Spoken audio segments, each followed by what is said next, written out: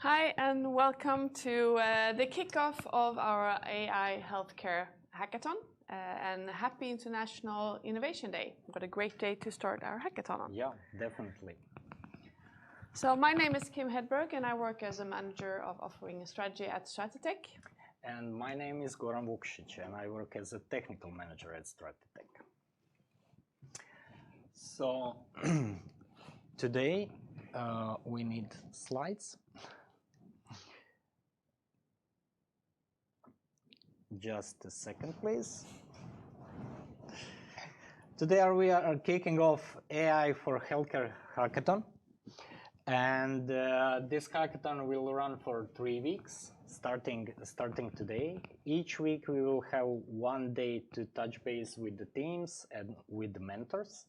And through this welcome stream, we will introduce you to our platform, communication tool, say something about our partners, of course, and give you some useful information, what you need to know, and what is expected from you as participants to during this hackathon, what you should do. So we have our hackathon organizers, and those are Microsoft and Stratiteq. And we would like to invite on stage Veronica from Microsoft, who will give us a bit of introduction. Why is Microsoft doing this and what are their expectations? Good morning, everyone. Thanks, Goran, for inviting me. So I'm Veronica Jager. I'm the Director of Industry Solution for Health in Microsoft Western Europe. And I'm very happy to be here today and to kick off this initiative that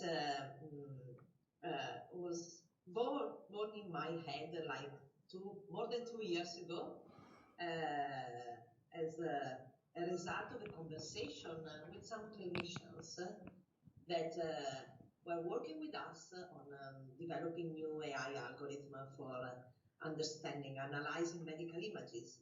And they realized that clinicians, they really don't know much about new technologies because our technologies, they run too fast and they cannot really keep on with all the new developments. So they were discussing with me and saying, you know, we should find a way to let clinicians know what can be possible today, the art of the possible today with new technologies in health. And from that initial conversation, we are here today, and a number of additional objectives have been identified over these 2 years. One is the importance of collaboration for tackling the most compelling challenges, and this is a clear need that emerged from the COVID pandemic. So having the possibility to create fruitful collaboration between organizations across Europe or across the world is of paramount importance if we want to really address challenges in a fast way.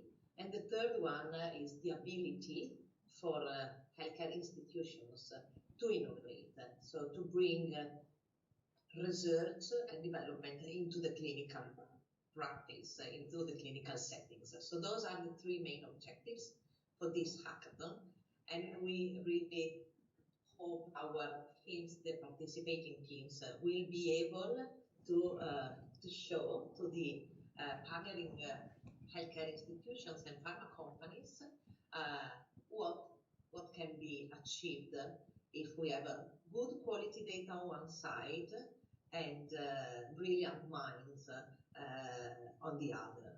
So that's our objective, and I'm really keen to see the results. Another important point to highlight is we don't want this hackathon to finish on May,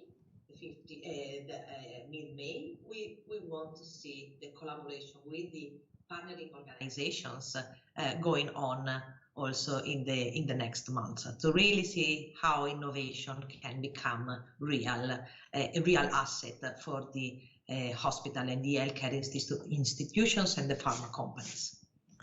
Thank you, Veronica. I think I'm really happy for your sake to be able to finish when you haven't had the idea for such a long time. And we've had panels with the participating hospitals during the last 2 weeks as well. So I think that's also been a really nice way of starting the hackathon, deep diving into how they already collaborate, how the data is set up. And if you haven't watched the live stream that we had last week about the panel, I really suggest you view the recording. There are lots of tips on what to think about in regards to the data and not to get too much biased and so on. So I think there were a lot of tips from the panel participants already last week. So what are your expectations for these 3 weeks? I would like to see a lot of interactions between the participating teams and our mentors. So we have been able to get the support of a lot of healthcare institutions. So we have also clinical mentors that can really explain to the participating teams the challenges they are facing. And so that would be for me already a great achievement to start discussing between innovators, startups, researchers, and hospital and pharma on exactly what challenges the hospital and pharma companies are facing today, and together find a solution.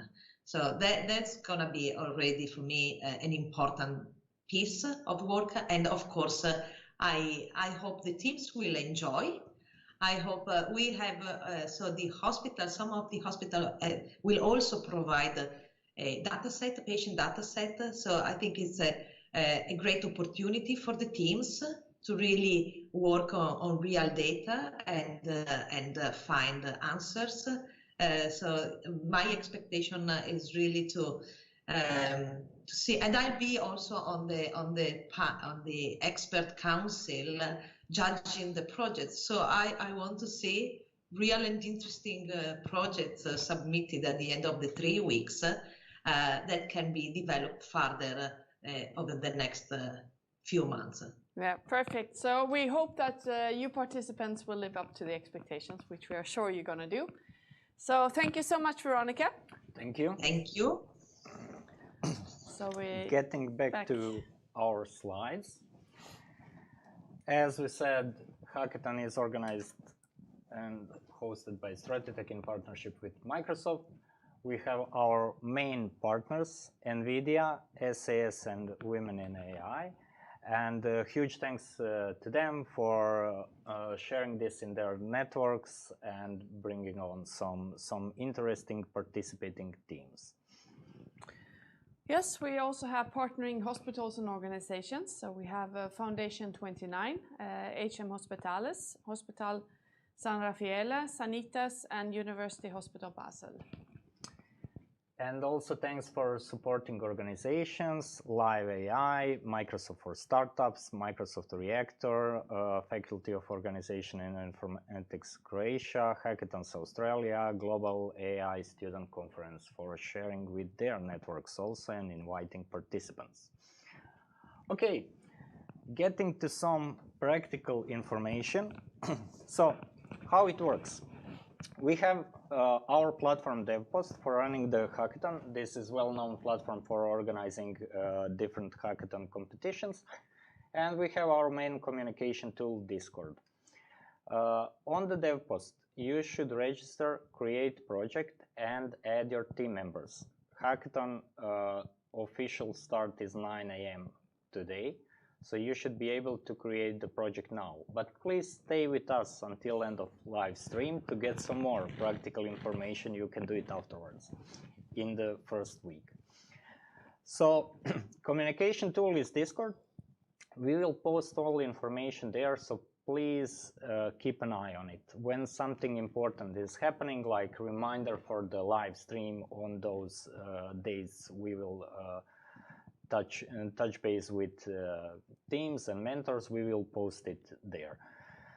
We will explain Discord in more details in a bit. So we start today. We have welcome stream, and mentors will become available from 10 to 2 p.m.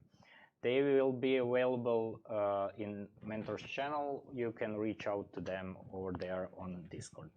We will touch base in a week and in 2 weeks again with live streams. Each day we will have a presentation from one of the partners. Next week we have presentation from NVIDIA, which will be interesting AI topics, what is possible, and how you can, for example, train your models faster and so on.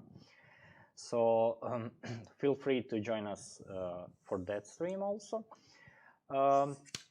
Projects should be submitted until May 12th. So deadline is 6 p.m. to submit your projects. And we will explain submission criteria. And we will have winner announcement on May 21st. So at 5 p.m. we will do the live stream and announce the winners. Some prizes are posted at the dev post page. Some will still come. So there is some news coming there, and mostly you will have opportunity to continue working with this project after the hackathon with participating hospitals or partners. Okay, moving on to Discord. Hopefully you already registered over there. So we have text and voice channels. For the text channels, we have our general channel where we will post all important information. We have channel challenges, so you can discuss challenges over here, ask some questions about challenges and such. For the moment, on the dev post, you were able to read the description of those tracks, and now in-depth challenges description will come after this live stream. We will notify you. Introduction channel is used to introduce yourself. Let us know who you are, who's sitting over there, where are you hacking from, and some information. Don't be shy. This is an opportunity to connect. Looking for a team. Hopefully you already have teams registered. Maybe you need one more team member, someone joining last minute. You can post over there. Mostly this channel was used before the hackathon for teams to be able to assemble. Yeah. Mentors channel. Mentors starting 10 a.m. will introduce themselves on the channel, and you can reach out with your questions to them. We have a lot of mentors from the from the healthcare, from technical IT industry, so you can reach out with a lot of different questions, ask them about your idea, use this opportunity to connect with mentors, and see what they have to say about the challenge, how would they approach it. They can give you some really useful tips. So we also have selfie channel. Post your team pictures. If you are using Teams, Zoom, Slack, whichever tool you are using, just take some photo, post it there. We will give our best to feature it. So we also have voice channels. General hackathon participant voice channel. So you can chat with other hackathon participants over there.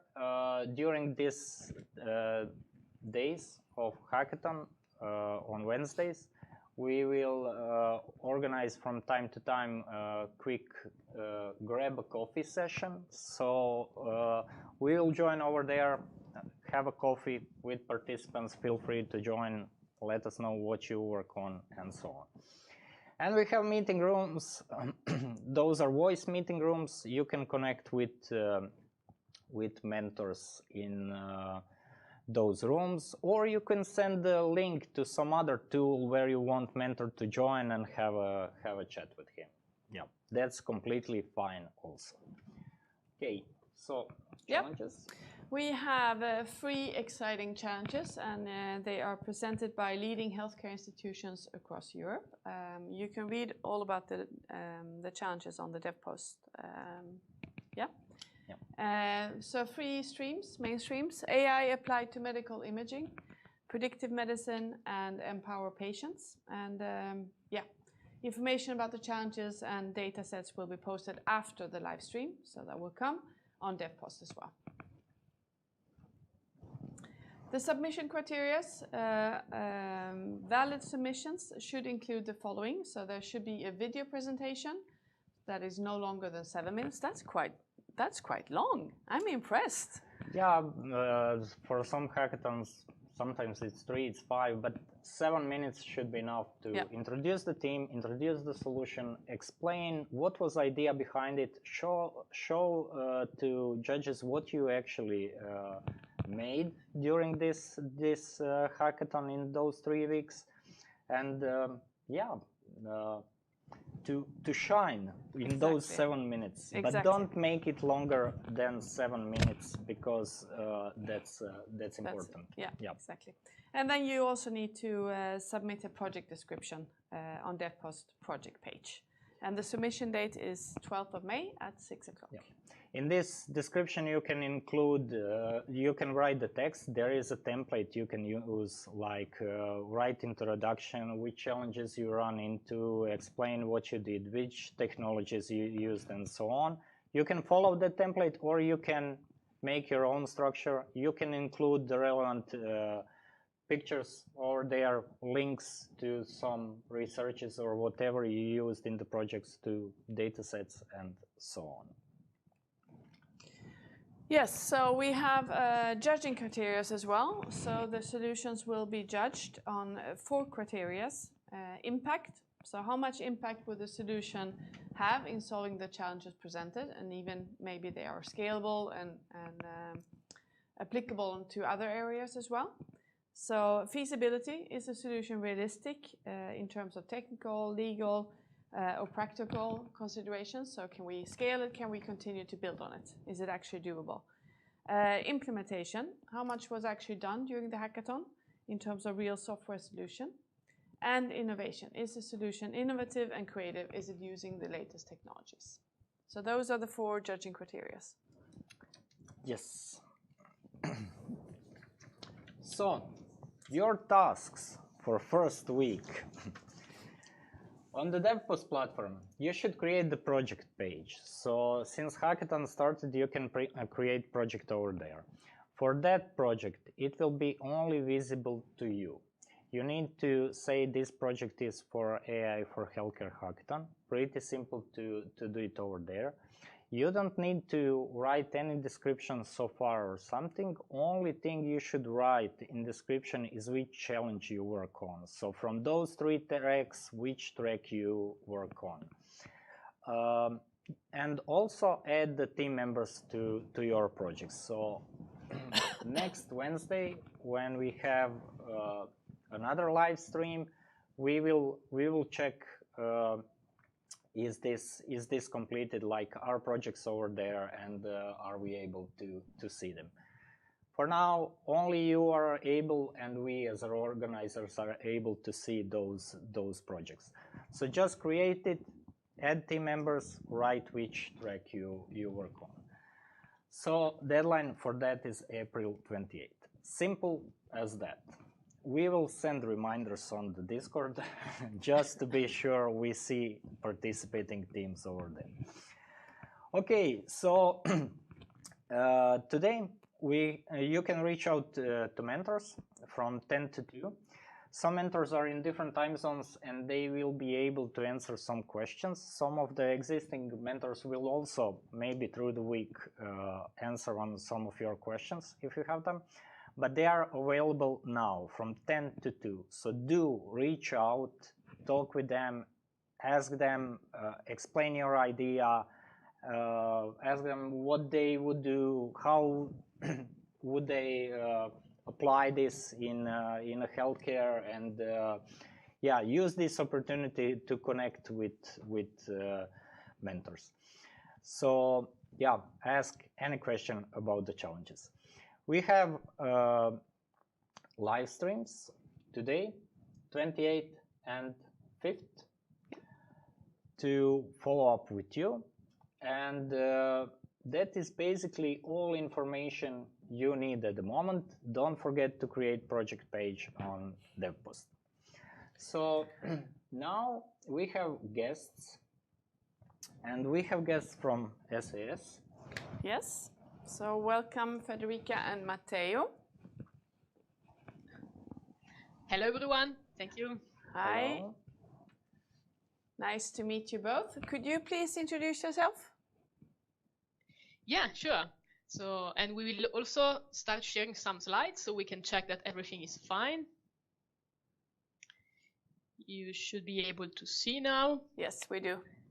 Okay, so welcome everyone on this session on getting started with AI on SaaS Via.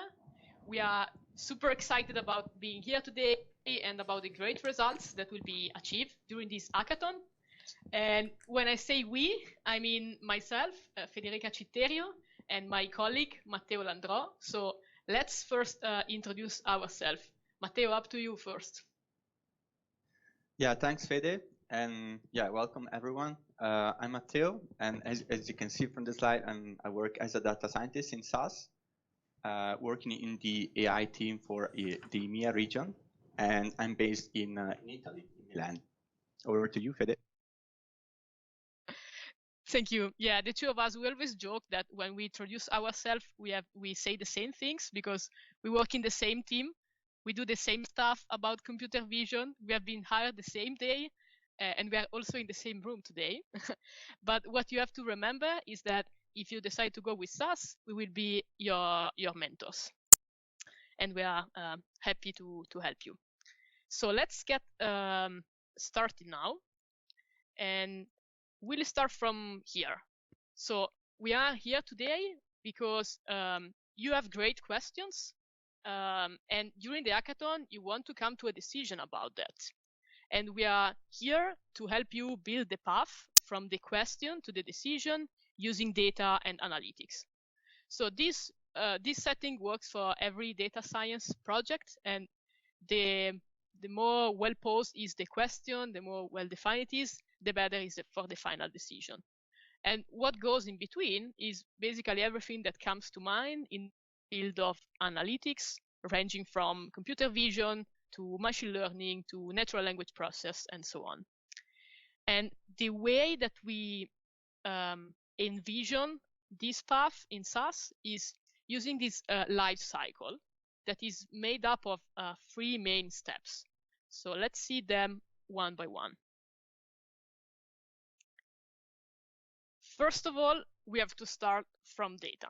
So that's where we set the foundation of the project, and we want to make sure we can assess and prepare any kind of data. So whatever the source, whether it's a set of tables in some CSV files or images or unstructured text, with the capability to visualize it and making sure the quality of the data is high, because the success of the project depends on this. Then we move into the part where the creativity of the data scientists really shine. And this is also the part where we'll focus today. And we have a couple of demos for you. And so this is where artificial intelligence gets real. And what we mean at SAS for artificial intelligence, it's the science of training models to emulate human tasks through learning and automation. So automate is the keyword that in some time can be predicting an outcome, like predict the risk of a reinfection. Some other time may mean optimizing, for example, optimize the allocation of people and tools within the hospital, or finding the right spot in an image that may show signs of a disease. And a very important piece of it is being able to explain what's happening in the model. So sometimes it's not just one model, it's a pipeline of model, And the most important thing is that we are able to explain what's happening at each step. That's preferable than giving a magic number at the end. Also, with the final goal in mind. So the fact about deploying what we have found through the models to take real decisions. Because the data itself, the model itself, it's not going to change anything. It's the decision that comes out of the data that really change the way we work, or really help us, for example, in case we are looking for risk of reinfection for predictive medicine, we don't need just a number that says, okay, this is the probability of this patient of getting a reinfection. We want to take an action like, okay, this is the list of the patients you have to treat first. So this is what we mean by deploying the model, integrating that into the operation that happen in healthcare. And there is also a part, we will not focus on this today, but the fact of being able to monitor the models, it's super important, because sometimes there are changes in the overlaying data that does not respect the assumption for which it was trained in the first place. So the accuracy of the model may suffer for that. And this is, let's say you are working with biopsies, and then at certain point, you change the training method that are using. So your model may not apply anymore. So with this in mind, with this life cycle from the question to the decision, this is the big picture and all the places and the fields where SAS can help. So starting from the visualization and data management piece to the cool stuff about artificial intelligence, and then a final point on deployment and decision management. So at this point, I'd like to invite Matteo to guide us through a tour of the SAS capabilities. So Matteo, up to you. Yes, thanks, Fede. Hope you can see my screen already. So I will go on from here. So we had a very nice introduction about all the different capabilities that we can provide at SAS. The objective for today's call is basically to have a look at the SAS platform that we call SAS Via. And in particular, we will see two different use cases. First, the SAS graphical interfaces that you see at the bottom here, but we will also see how we can leverage open source environment to use SAS.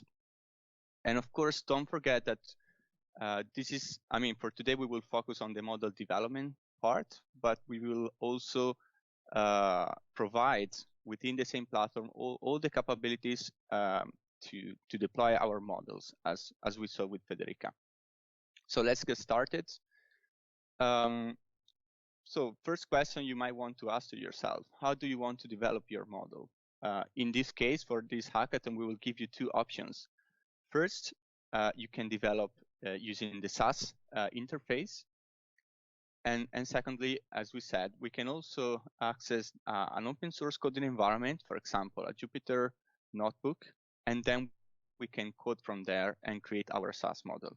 So starting from the first option, we want to show you a nice use case about creating digital biomarker using motion sensors. And with this use case, we will have a view on the graphical interfaces provided with SAS Via. So in this case, the data come from motion sensors that can be attached to, for example, the neck of a person, and this sensor can basically track your movements. In this case, we use two types of sensors, an accelerometer and a gyroscope. Basically, they can track the gravity force and the rotation of your movements. And the data actually come from a colleague of us from SAS. You can see him. This is Mark from North Carolina, and these are his daughters, and they are twins. I can see from the picture. And basically, what they did was, let's say, a test. using these motion sensors. Just to give you some background, they all suffer from some sort of diseases. The twins, they have this, let's say, problem called antithesis. Basically, they sometimes they feel some pain even while they stand still. While Mark, he unfortunately has this other problem called arthritis, and basically the result is that they all suffer for some pain, but one twin and Mark, they have more pain. So the idea was, can we build a model to identify if the person has some pain based on the movements tracked by the sensor. So this is kind of the use case we have for today. This is kind of an overview of the data. They track their movement in different times. Each time they stay 30 seconds with this sensor, and they track, as we said, the accelerometer data, so for the 3 axes, X, Y, Z, and then also from the gyroscope, we have the rotation still from the X, Y, and Z axis. And they also did different tests. Basically, they track the movement, staying with eyes open and closed, but also having some sort of support and without support. So we will see these are kind of some of the variables in the data sets. And the idea, as we said, is to try to build a model that is able to predict or to classify pain or no pain based on these motion sensors. So that said, let's go and see the SAS Viya platform. So I will now change view here. So this is kind of the way you can access Viya. So as is a web-based. So you just open your browser, you put the link to the environment, and you will be provided, of course, with a username and password. So in this case, these are my username and password. And of course, here we have a problem. Maybe I just need to refresh. Let's see. Oops. Let's see. I will try to access again. Sorry for that. Okay, let's try again. So username and password. And now, luckily, we are in the platform. Okay, so this is kind of the home page, where basically you have access to all the different features, but also you can organize some of the work you're doing. You can create folders. You can divide folders for different groups of people. You can create team folders and so on. The way we access all the different capabilities is through this menu at the top left. And actually, if you read kind of the different parts that we have, they kind of follow the analytics life cycle that Federica presented some minutes ago. So we start from analyzing the data. So in this case, I can click here, manage data, and I can see which are the data sets that are available in the platform. Something we didn't mention, Viya is built on a distributed in-memory engine. So anytime you want to work with some data, you need to first load the data in memory. And this, of course, allows us to have faster computations while we train the models. So in this case, this is our data set. It's already loaded in memory. And as we will see, I mean, these are kind of the variables. So we saw these are the variable from the accelerometer, variable from the gyroscope. And then we have some information about, for example, the ID, so the person. The target would be pain or no pain. We can even actually see a sample of this data set just to give you an overview. And also, most importantly, this is kind of the time variable. We said that each measurement lasts for 30 seconds. So of course, Something also to mention about this data, you can approach this problem in many different ways. You can use maybe time series model to analyze this data. In this case, we will actually tackle the problem actually looking not at the time series dimension, but at the row level. So we will build predictive model that based on each row can predict our target. That could be pain or no pain. So 0 means no pain and 1 means pain. Okay, so now we get an overview of the data.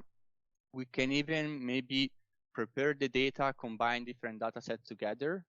We skip the part for today and we go directly to the explore and visualize. So this is a very important, of course, part of your analysis. Before applying any model, it's very important to have a view of the data, maybe only from let's say a visual look at the data, you can really discover something. So this is quite an important step. And here, as we saw, we just accessed our SAS Visual Analytics parts of the platform.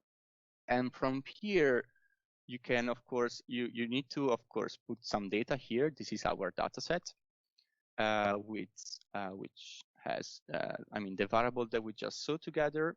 And now you can actually bring in some of the charts that are available through the interface. So we have here kind of all the type of chart you might want to build. But then, as we will see, we can also apply some models, even just from this interface, which is very, very easy to use. So let's start with some examples. So usually when I start analysis, I really like to use this automated explanation tool. So I just take it and bring it into the page here. And now I go to the right side. Of course, I can set some options, but here, most importantly, I need to define which is the dependent variable I want to analyze. So that would be targets. Automatically, all the other factors are, let's say, put here. And basically, what this does is to train a gradient boosting model, first of all, to understand which are the most important factors in this case. But also we can analyze the distribution of this variable compared to our target variable. So in this case, we see that the y-axis G, so the y-axis from the accelerometer is the most important factor. And as you can see that when this variable is between these two values, it's more probable that the person doesn't have pain, so the target is 0. And we can, just change here. Of course, this is dynamic, so you can change and see the different distribution of the variables. And I think this can be like nice to just get started with our analysis. So then, of course, we can do something, let's say, more complex. So in this case, maybe we want to actually see the time series of the, let's say, the different measures that we have. In this case, we have a lot of different measurements. So maybe it's important to compare the measurement from different subjects. In this case, ERW is the first twin, and this is the second twin. As we said at the beginning, one has more pain than the other. And what we can see maybe from these plots is that the twin with more pain, which is this one, has some, let's say, bigger movements. So probably since she feels more pain, she moves a little bit more. And this is tracked by the motion sensors. So I think this is kind of important to understand. So basically, we expect that when we have a larger value on the sensor, probably the person is having some pain. But of course, we need to take into account the different variables that we have. So in this case, we are just showing the values from the accelerometer. We can actually build the same plots with the gyroscope. In this case, it is very simple. So we just go here, we can duplicate our page. And we get another view here. And here we just need to now take different values to show, right? So we will add the gyroscope data. and we will actually remove the other one. So let's do that. Okay, now we have our plot that is built. And again, let's now check the second measurements while they have eyes open with support. And again, here, okay, in this case, we just have two measurements. Again, the twin with pain, she has, let's say, higher variation in the data. So I think this is giving us like a quite strong evidence that we really expect to have higher values when the person has some pain. Now, let's move on with our analysis. Maybe we want to understand the relationship between the different variables. So maybe something interesting to do is to build a correlation matrix between all the input variables that we are having. So actually, I'm gonna select them all here. And we see that, for example, we have a strong correlation between these two variables here, the y-axis and the x and the z-axis of the accelerometer. While for the others, I don't see like a very strong correlation. So maybe what we want to do here is to kind of see why they have this kind of correlation. So I'm gonna go here. In this case, let's build a very simple scatter plot. And we will put our x-axis and z-axis for the accelerometer. And actually, we can see why they have a strong correlation. We can see a very strong linear relation between these two variables. So in this case, you might, I mean, we know we might have some collinearity in the model. So there are different approaches to tackle this problem. One single approach is maybe to remove one of the two variables, or you might want to maybe run some PCA or other techniques to kind of reduce this relationship between variables. Okay, again, this was a very, very quick view on the data. Last thing we can see from here is that we can also build a predictive model with a very simple drag and feature here. So for example, let's build a random forest. So we drag the forest object in the page here. Again, target is our response. While for the predictors, we will select all the data from the gyroscope and the accelerometer, plus the information if they have eyes open or closed, and support yes or no. Again, with a very, very simple, in a very, very simple way, we are training our random forest model. Again, this model also outputs some variable importance. We can see the misclassification rate. But basically, that's it. You have built your model. There are some for this model, but actually this part of the platform is not meant for really going deep on the model. It's meant for quick analysis. And I believe this is actually what we are seeing here. So with very few clicks, we are looking at our data and training models. Now, this is one part of the platform, as we said, to explore data. How can we actually spend more time on the modeling phase and maybe to define some of the parameters of our model? Then we go to the build model section, where we actually access what we call SAS Model Studio. In this case, you can, of course, have different projects you're working on, and the project means the type of data you're analyzing. So in this case, I'm opening this Fuse project in which I have already put the data, the same data that we're using. This data set we have seen before. And we see that, for example, here, target actually has this target role, while we rejected some of the variables we don't want to use. So, for example, the elapsed, as we said, we're not analyzing the time domain here, and some other variables that were not really important. And within this tool, we can actually build pipelines. And what we mean by pipelines is, let's say, a series of steps that can encompass pre-processing and then modeling and then maybe post-processing to actually arrive with a final predictive model. In this case, as you can see, we are building more than one model. At the same time, then we are comparing them to find which is the best one. Let's just have a quick view on the type of nodes we can use here. So from the pre-processing steps, we have all what we need to kind of work with the data before giving the data to the model. So for example, we can filter some data, impute some data if we are missing observations. We can then also maybe transform our variable. As we said, maybe we want to run PCA, so this node will give us the possibility to do that.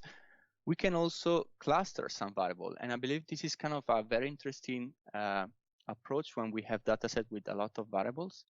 Basically, we group some of the variables together to reduce the number that is given to the models. Then from the supervised learning part, we have kind of the most classic model in this case. So decision tree, random forest, additive model, GLM, gradient boosting, and so on, even neural network if we want.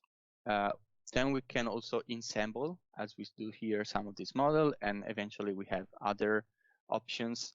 For example, we can also use open source code here, like Python and R, and we can train our model and also put this model with the SAS model, and eventually we can choose whatever we want.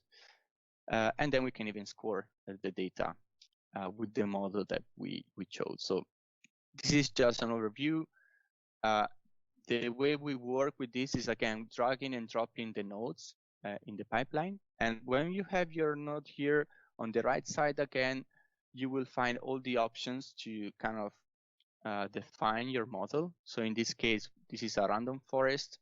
We can see that we have the, let's say, some options for splitting our tree. We also have, all the hyperparameters to set. In this case, we are actually performing auto-tuning. So the system by itself will try different options of parameters and will get the best combination of them.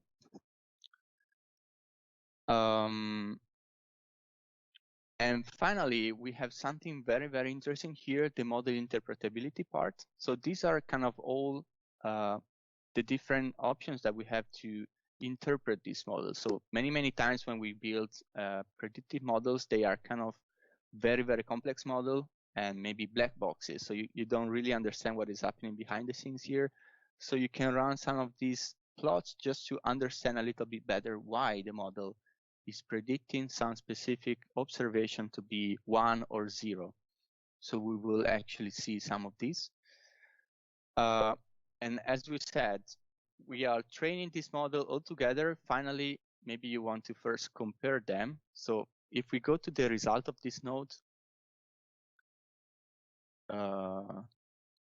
we will compare all these models. So while this is loading, basically, this is just taking all the models that we saw in the pipeline, and based on some specific criteria that you actually can set from the project setting, it will select the champion model. So you see that in this case, the gradient boosting has been set as the champion because it has better performances on our data.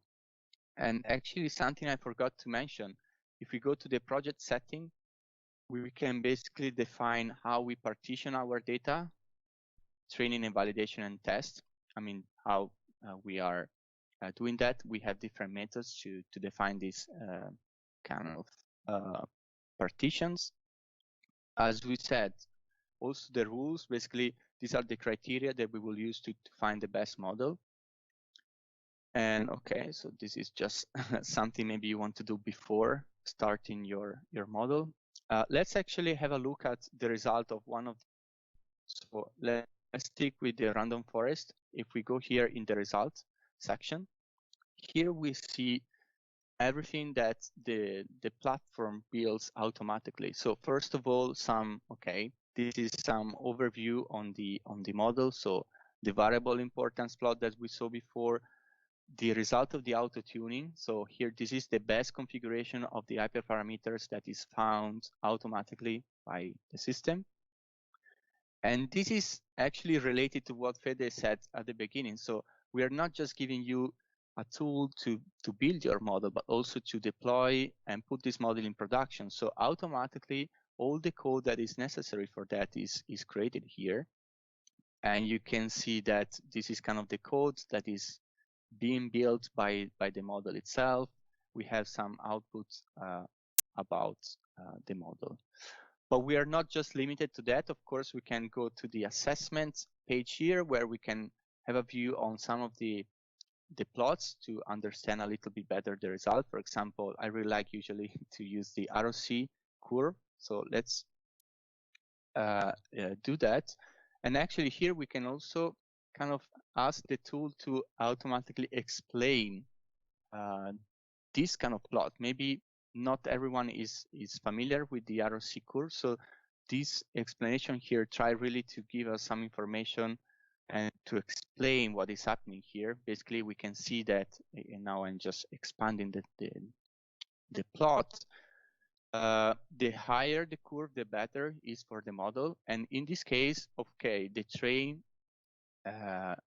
set has, the model has higher performances in the train set, but the performances also with the validation and test, they are not too bad. So we can actually be quite satisfied with our model in this case.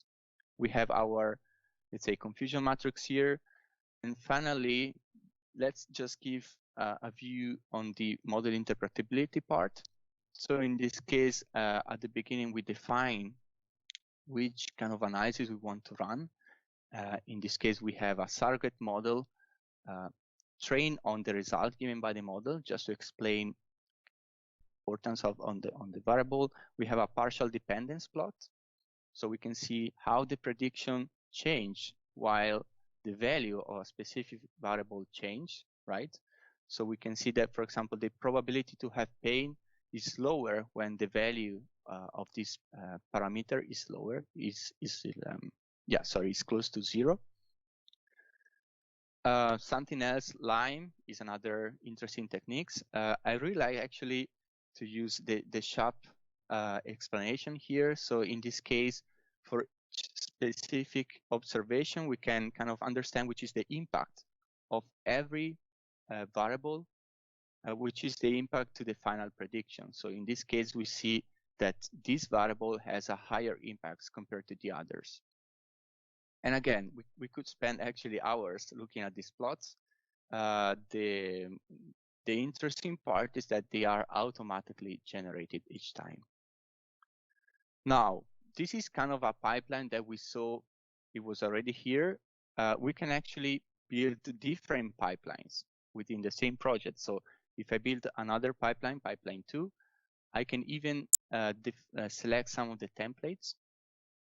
So in this case, we are gonna use advanced template for with auto tuning, which is actually the same one I built. And this is kind of useful because you don't need to start from scratch.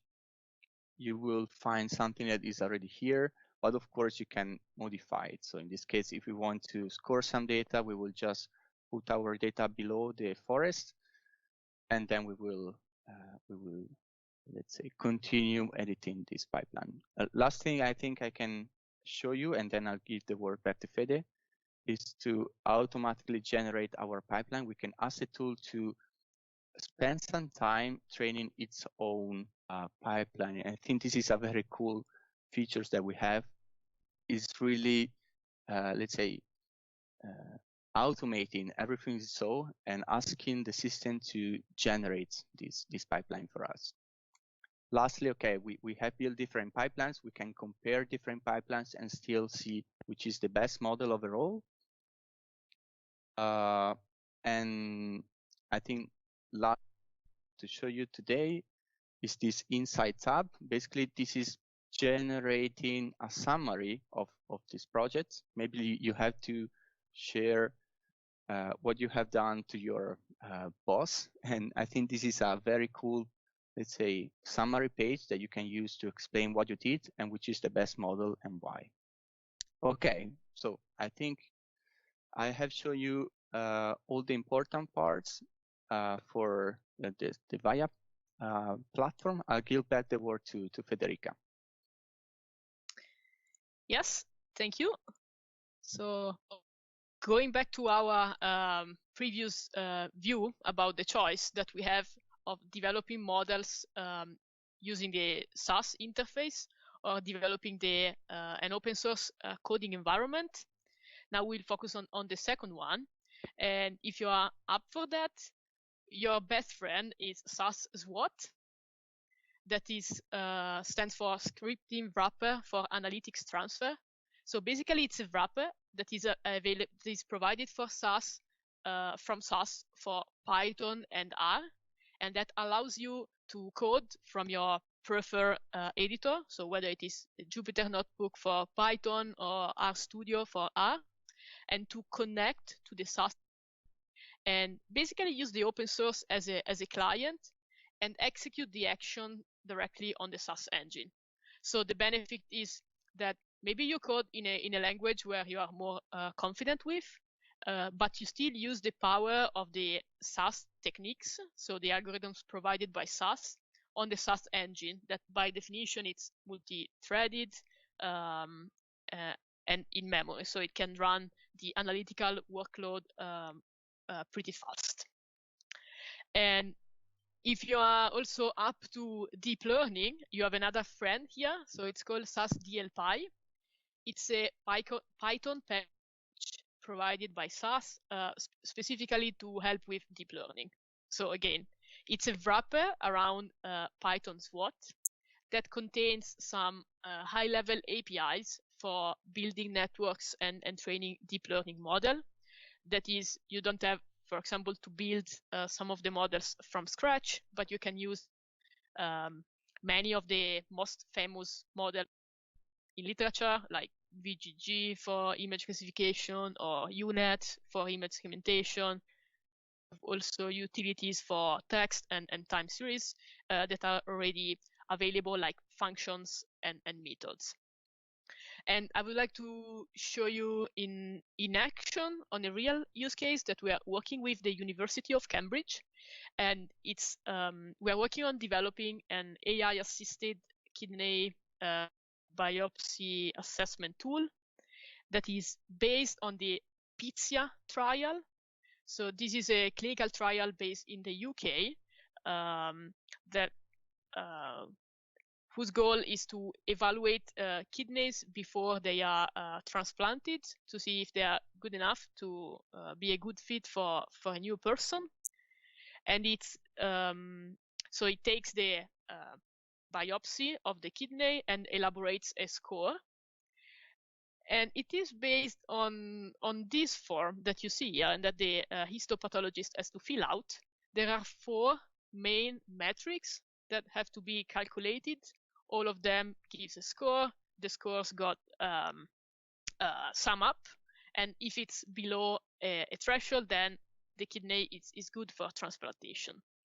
And we are working on all these 4 metrics. We will focus on only one for this presentation. That's the first one. So the glomeruli assessment.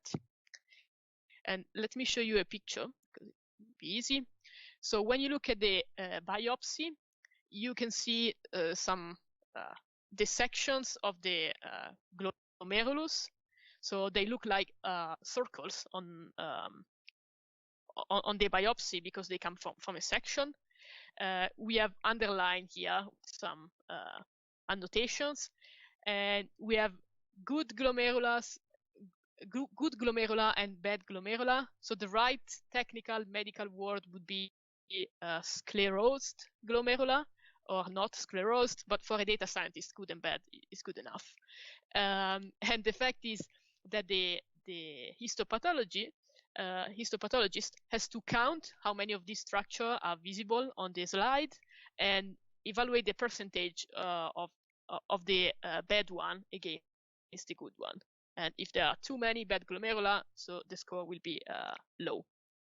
And we develop a pipeline that takes the original kidney biopsy, that it's a huge image. I mean, in terms of pixel size, it's very big because the definition is super high. So we added some pre-processing that basically takes the biopsy and cut them into patches, and then we in an object detection model to detect the glomerula within the two classes, so the bad one and the good one.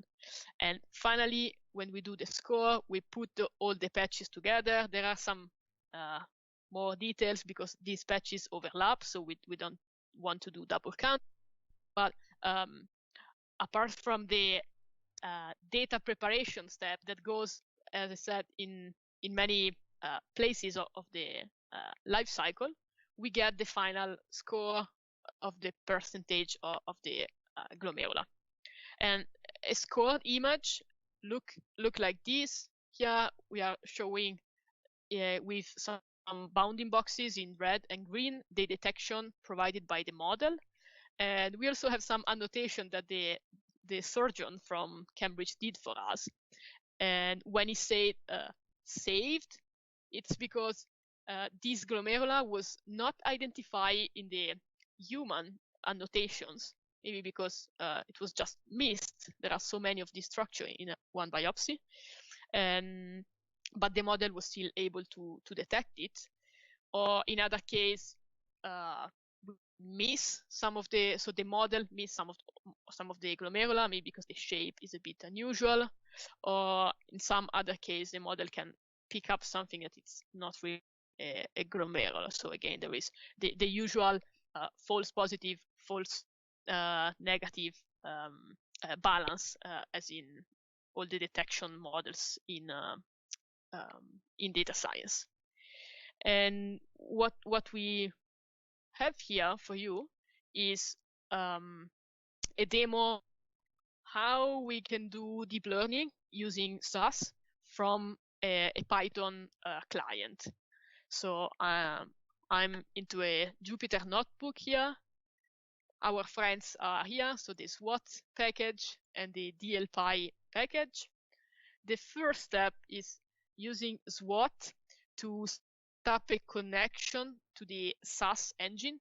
So SAS is the cloud analytics server, so the engine of SAS. And from here, we can start working with the SAS action sets. So all the techniques provided by SAS in the field of deep learning and in the field of image processing. A few steps just to get started. First are the caslib. That is a library to the location where the data is actually located. So we did that for the train, for the test. And then we load our images. So says S in this case is like the handle to the session that is open on the SAS engine to listen for the inputs that come from this Python client. And then we load our table both for the train and for the validation. So this is what a training table for object detection looks like. So we have an ID that is the an ID for each slide, for each biopsy.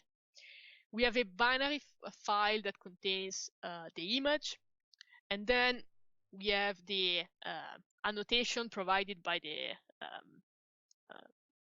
histopathology with many objects. Each one of them it's a glomerula, so each object has a label, so good or bad, and then each object have a width and the height and the location of the bounding box within the image.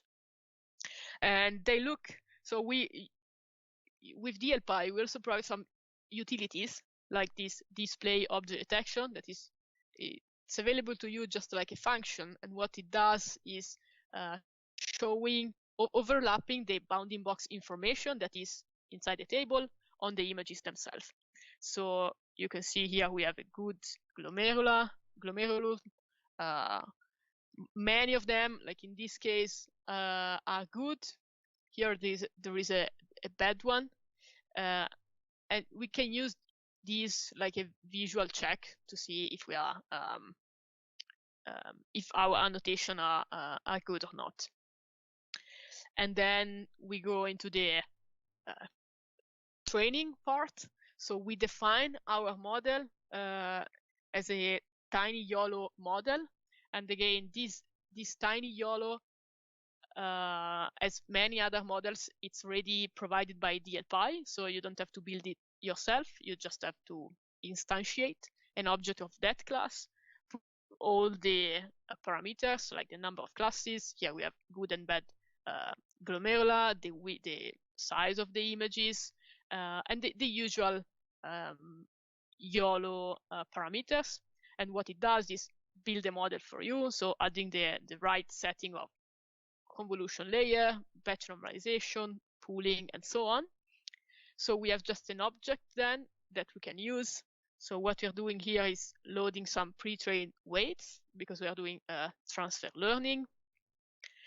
Define the target. So for each bounding box is X and Y location, the width and the height, and then train the model. So we define the optimization method with necessary parameters, and then we do the DL train, so the deep learning train that can make use of GPUs if they're available to speed up the process. And here we have the training process. So once that is done, we can save the model, and we can deploy it as a table, and this will create some SAS tables that can be loaded again, or with an A store that is a SAS specific format that generates just one file, and it's super handy for fast inference. And I have an example of doing inference. So I'm loading a new test table, and we can use the predict method provided by DLPy to score our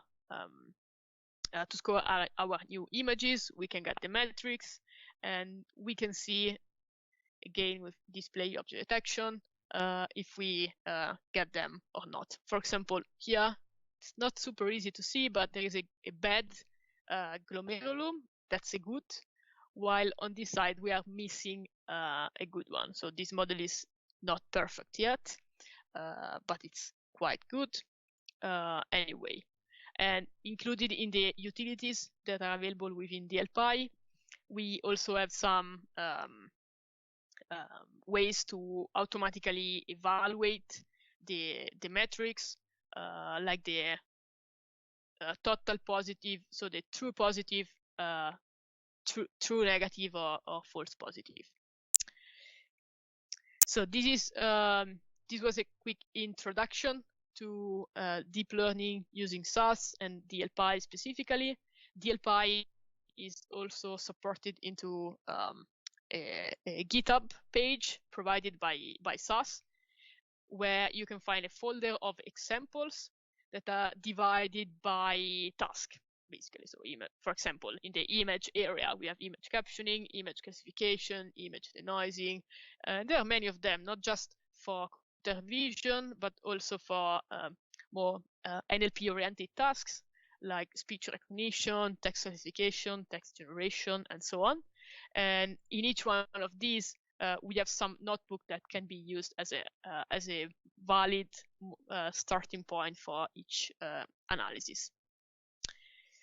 So back to our presentation now. Some final points for you. So thanks for so with this opportunity of the hackathon, you will get access to the SAS learning portal. And there are instructions here. So we have a specific activation code for you to get started on that portal. and then a bunch of few links. So there are some. There is a hackathon that just ended that was sponsored by SAS, and there was specifically some healthcare application that you may like to have a look at. So here is the link. And then there is also a team site for the participants where you can put your questions, and 2 specific mailing lists for support. One is for technical support, and one is for the analytical support, where Matteo and myself will basically be on the line. And with that said, we are happy to open up to questions if there are any. So maybe our hosts from Microsoft can help us with this.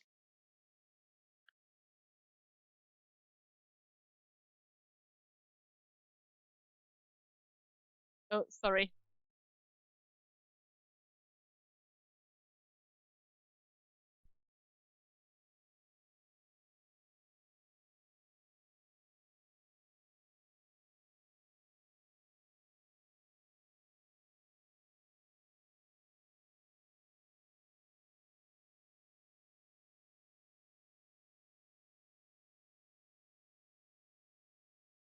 Thank you.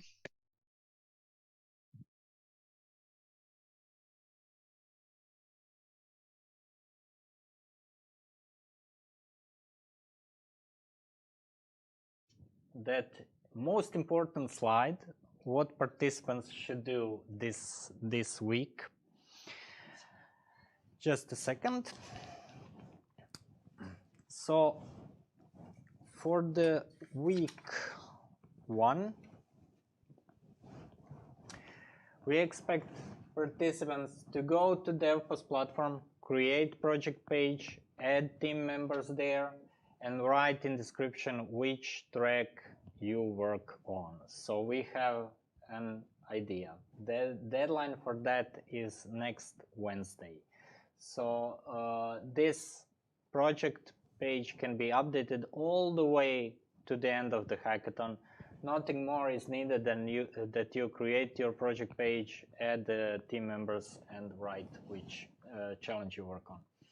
So mentors are there on Discord. They are posting. A lot of messages are popping up. A lot of mentors there. Reach out to them. Chat with them regarding the challenges. This is your great opportunity to connect with experts from healthcare and industry. Challenges are now available on DevPost. You can read all details about different challenges. So each track has several challenges described, and you can read all details through this, and relevant data sets is coming soon. Page will be updated. We will notify you about that. So thank you for today, and join us next week for a live stream. We will have a guest from NVIDIA. We will hear about Rapids and some other interesting stuff that NVIDIA has. So thanks. Yeah, thank you, and go hack. Good luck. Good Bye. luck. Bye.